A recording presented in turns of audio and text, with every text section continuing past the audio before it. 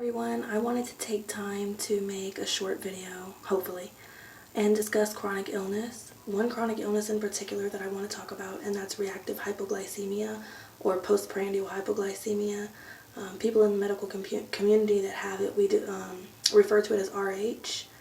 And I just wanted to talk a little bit about it and what it is and how it affects me and my life. I'd love for people to have a better understanding of the disease, because when I say that I have reactive hypoglycemia, the common response that I get is, what is that? Oh, you just need to eat sugar. You just need to eat cake. You just need to drink a soda. Oh, well, here, when your sugar's low, have this fruit snack or drink orange juice. You'll feel better. No, we won't feel better because we can't have sugar. We can't have sugar at all in our diet whatsoever. Like, sugar will kill me. Sugar is the devil when you have reactive hypoglycemia. Basically, it's the opposite of diabetes, maybe even a little more severe than diabetes. Basically, our glucose is unable to maintain proper homeostasis. In diabetes, that results in high blood sugar levels or hyperglycemia. And in reactive hypoglycemia, it results in hypoglycemia or lower than normal glucose levels. The problem is that it happens all the time. All the time. It's like an all-day struggle to try to keep your sugars up. You have to eat and eat and eat. And you can't just eat whatever you want. You can't just eat a sandwich. We can't have bread. Can't have bread. Bread is a carb.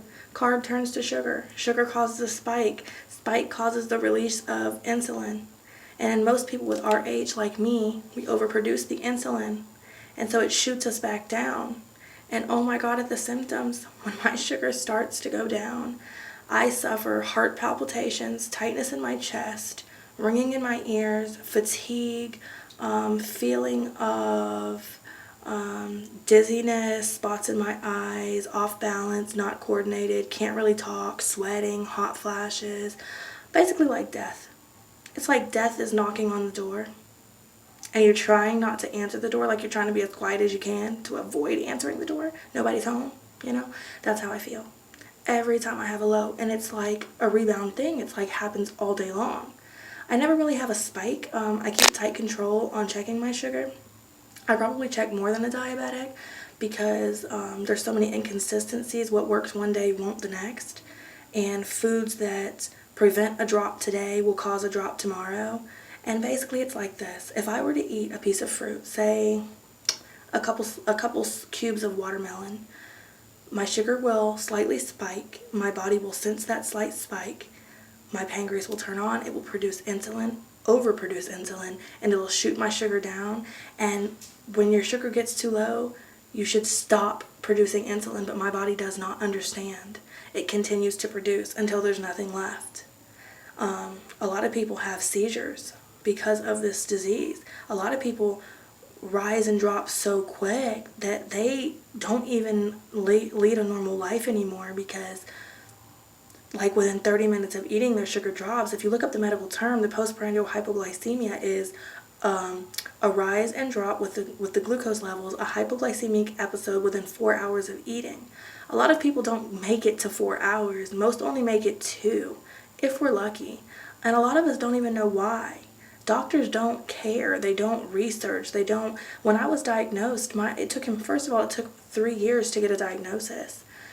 And I had been told for years that it was just depression. Everything was depression. Everything was anxiety. Take Xanax, take antidepressants, take all of these things, and you're going to feel better. And none of that made me better because it was my glucose. I thought I was losing my mind. I am dying. I always say I thought I was dying. I really am dying every day, because if I don't maintain my glucose, I will die. My body does not maintain my glucose for me. I have to do it for myself, which involves meticulous planning of food, having like a whole cabinet of food in my purse. People tell me, oh, just eat a sandwich. Oh, just eat a piece of cake. No, I can't just eat a sandwich because I can't eat bread. I can't just eat a piece of cake because I can't eat sugar. Basically, a lot of us try to maintain high protein, moderate to high fat, no sugar whatsoever, low carb, and the only carb we take in are in the form of complex, no simple carbs whatsoever. I hate food. I hate gatherings. I hate getting together with people around food because people don't understand why I can't just eat chips. Well, it's not going to hurt you to have a cookie. Well, yes, it is. You ever heard someone say, well, you're not going to die from eating one of these? Yeah, I actually can.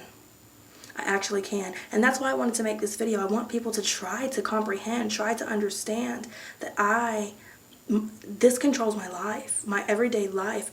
I don't wake up and live freely.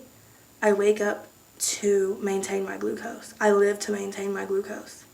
I eat to maintain I don't eat to enjoy. I don't enjoy anything that I eat anymore. I can't have caffeine. I can't have sugar. I've cut out gluten. I'm limited on dairy because dairy causes a reaction, a spike in crash. So yes, it's very hard. I sometimes don't want to survive it. Sometimes I just say, why can't this thing kill me already? And I know that that's dramatic. And trust me, people tell me all the time, well, you don't have cancer. You know, it could be a lot worse. If you had cancer, you would wish that you just had hypoglycemia. No, actually I wouldn't. I don't want to have cancer, but I don't want to have RH either. And I don't want anyone else to have cancer or RH. Like, why do you have to choose between illnesses? Illness is illness. Sickness is sickness.